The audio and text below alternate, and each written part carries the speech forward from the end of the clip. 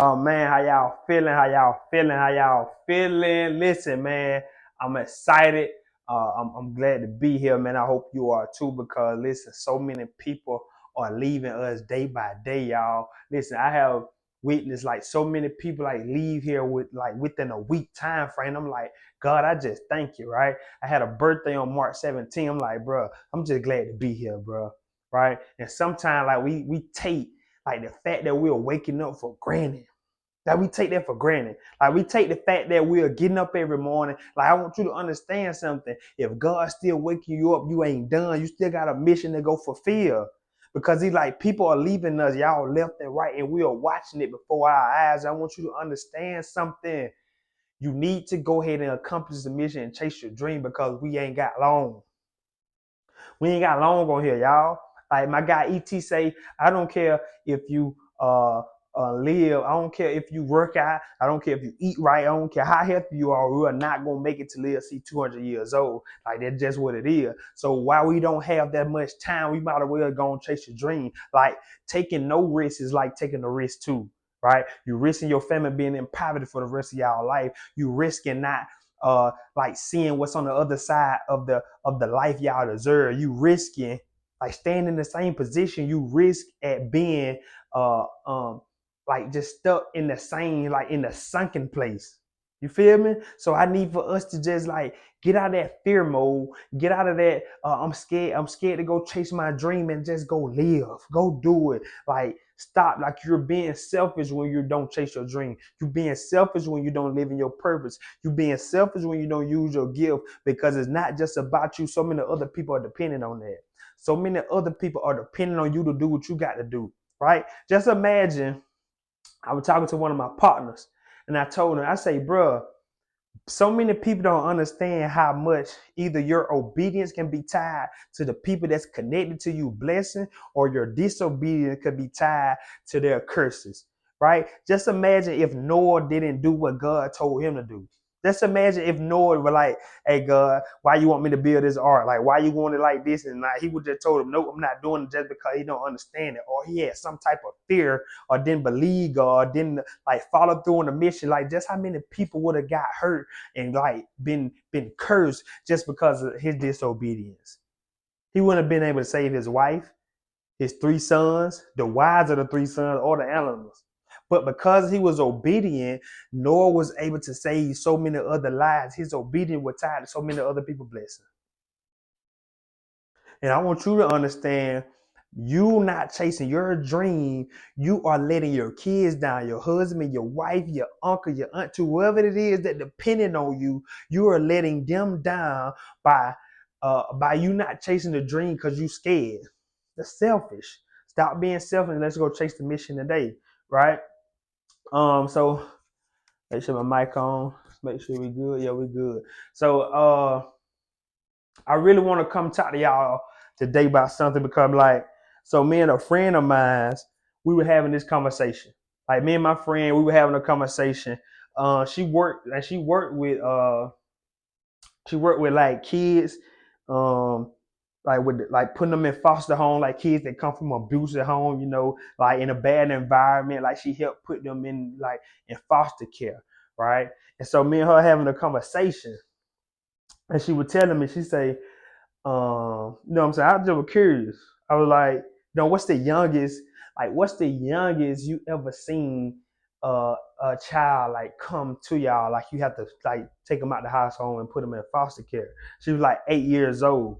Like, and I'm like, eight, that's crazy. I was like, bro, these kids are 8 years old, this young, being abused, like raised up in a bad environment, going through these things. I'm like, bro, that's crazy.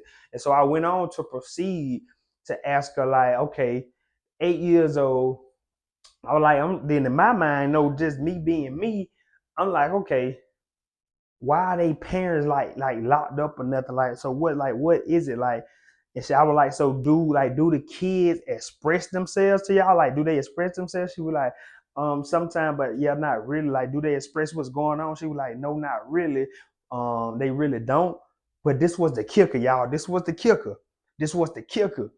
She said that the kids actually defend, like they don't tell on their parents. I'm like, I get it. Like, you don't want to tell on your parents. I get it. Like, you know what I'm saying? Like, we love our people. Like, you know what I'm saying? That's just what it is, especially kids. Like, they love their parents, right? So I get it. So I was like, and then she went on to proceed and say, not only do they like be like, not only do they take up for their parents, don't actually tell what's going on, they also don't want to leave.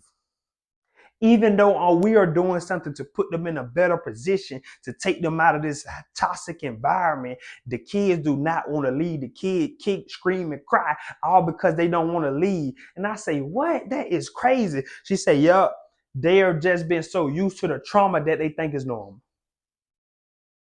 And I say, ooh, that's wrong with some of us. Like, we've been in poverty for so long, we think poverty is normal. We think living check to check is normal. We think like getting the food stamps is normal. We think getting the WIC and going showing the people the WIC card is normal. We've been in poverty for so long, you have become immune to poverty.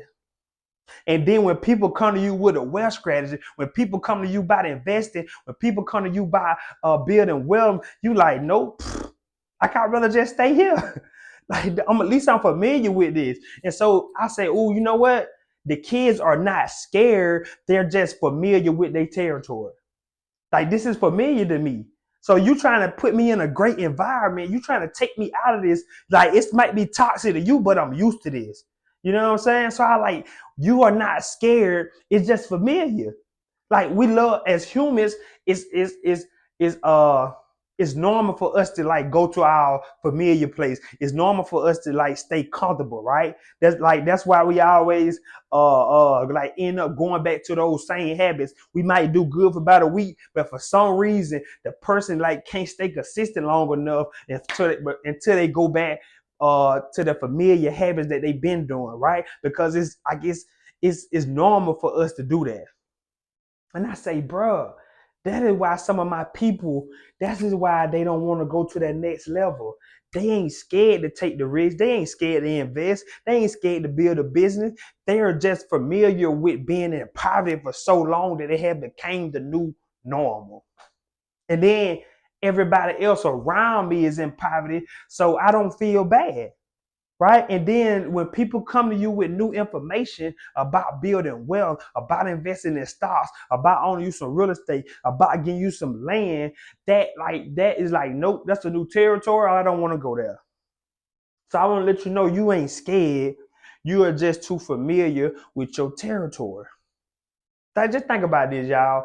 Even if something's so bad, even if something is bad to you, like you can be in a position in a place for so long that you start thinking it's actually good. Like, you don't want to leave, even if it's gonna better you. Even though reading that book is gonna better you, even though going to that gym is gonna better you, you have become so used to the things, and the things you're doing are so familiar to you. Anything new takes me out of my comfort zone, and I don't want to do that because that seems scary. Right? Just think about this, y'all. These are 8-year-old and 9-year-old kids talking about they don't want to leave their abusive home when people are trying to take them to a better place where they can like be free and be like have a chance to be themselves and don't get abused. And they are willing to stick in this because right, it's not their fault, and it's not that they're scared. They just familiar with it. Right? I've been getting abused for so long, like I'm familiar with this, right? And so this is familiar territory with me by getting abused. This is a familiar territory with me living in poverty. And I'm like, okay, that's it. Some of us have just become so familiar with poverty that wealth seems scary. Like somebody telling me to go on the other side and go see what wealth look like and go read this book and go to this seminar, go visit the webinar and go invest your money and go take your money and go invest in you. Like, you ain't trying to do that. Why? Because you're so familiar with poverty that seems like the normal thing to do. We so used to taking the money. Watch this, y'all. Watch this. Watch this. Watch this, y'all. Watch this. Watch this. We so used to taking the money. People ain't scared to invest. I can't realize this. You not scared to invest. You ain't scared of losing money. You just so used to every time you spend money, you instantly get something back. You instantly get the car. You instantly get the Jordans. You instantly get the house. You instantly get the feeling of that trip, right? And when I tell you go invest in the stocks, but it might not pay off until 5 to 10 years from now, you like, I'm scared. I ain't want to lose my money, bro. How many things you done bought and haven't got a return on? How many things you done bought this year and haven't got a return on your money? Haven't got an ROI. That's a return on your investment. How many things you have bought this year that you spent and didn't get no money back? So you're not afraid of losing money. You are afraid. You're just not used to taking the money and then I have to wait on it. You used to, when I spend, I instantly get. You used to, no, bro, when I give you my money, I instantly get something back. Right. And I want us to get out of that mindset, out of that instant gratification, because that do more harm. That do more harm than it do good. Yeah, we feel good in the moment. And see, that's the thing. Like, that's just the curse. Like, that is the curse with bad habits, y'all. They give you reward. They give you the reward now, but the consequences come later. Whoo. Then the good habits, you get the consequence now, but the reward later. And that is why it's so easy for some of us to stay in poverty, because poverty feel good. It feel good going in the club when you broke. It feel good driving that new car and I ain't really got the money to pay for it. But watch this. The consequence of you paying for driving a car you can't afford come later. You might start showing up 3 to 4, 5 years from now. Right? Then when that starts showing up, or you gonna spend all your money. Yeah, you took trips a whole time while you were young, but now you're older and you wish you would have saved your money. Now you got to work 10 times harder because you played around. Yeah, it felt good taking all those trips and spending all my money, but now it's costing me. So that's why the bad habits, they give you the reward now, but the consequence come later. And I don't know about you, but I'd rather just go ahead and give me the consequences and let me get my reward later. Yeah, you balling right now. I got to put my money in the stocks right now, but I'm going to get the reward later. And then you're going to be up looking around 10 years from now, looking for seeds that you hadn't even sold. You ain't sold no seeds, but you looking to reap. And I say this, y'all, 10, 5, 10, 20 years from now, do not be looking for plants that you didn't plant no seeds for 10 years ago. Don't be looking to sow what you haven't reaped. But no, don't be trying to reap what you haven't sowed. Don't be looking to reap what you haven't sowed. Right? I want us to have like a mindset shift. That is why bad habits are so easy for us to do, because we instantly get the reward and don't realize the consequences come later though. All right, let me make it make sense. When you go to McDonald's, get that burger and you get them fries and you get your drink, like that feel good instantly. Instantly, I feel good. I get the sensation. It was good. And the thing is, the consequence don't show up right then. Like, I don't instantly get fat because I ate McDonald's today. But it's those bad habits it's the compound of the bad habits, because you're gonna eat it the next day, and the next day you like, I'm good. Nothing ain't happened with me. I'm still looking good. And that's why 5, 10 years later, you look up, I got high blood pressure, I got diabetes, I'm overweight, right? Because you didn't realize, even though it was rewarding you right now, the consequence was building up. And that's why bad habits are so easy to get into, because like you say, you get the reward now, but the consequences show up later. And good habits are the ones we avoid because we get punished now for them, but the reward don't come later. I invest into these stocks. Watch this. When I invest into these stocks, I don't get the reward now, right? And most of us are so used to getting instantly rewarded when we do something. So that's why we avoid the good habit. That's why we avoid investing. Because when we make the investment, when you buy that rental property, when you go buy that first house, like, you don't instantly get the reward from that. There's consequence. You might spend the money, or you might lose some money.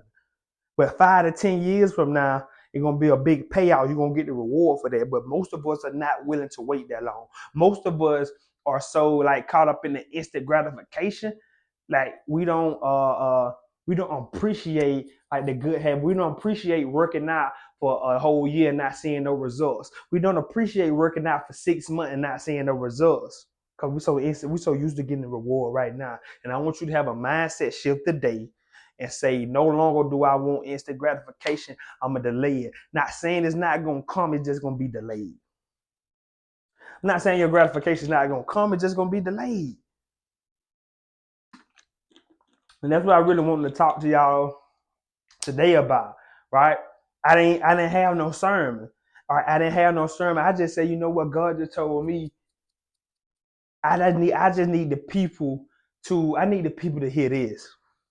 Cause this was good. That was good for me.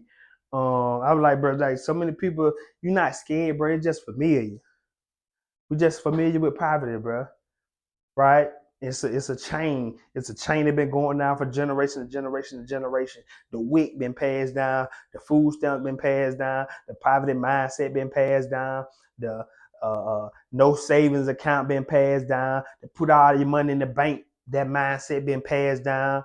Right? Money is money is scarcity. That mindset being passed down. So at some point, you got to be the one to break it. You got to be the one to say this chain stop with me. I was the one in my family to say this chain gonna stop with me.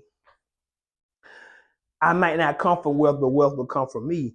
I might was born in poverty, but my kids won't be born in poverty. No, like, they're gonna stop with me. I'm gonna cut the chain off, and they're gonna stop with me.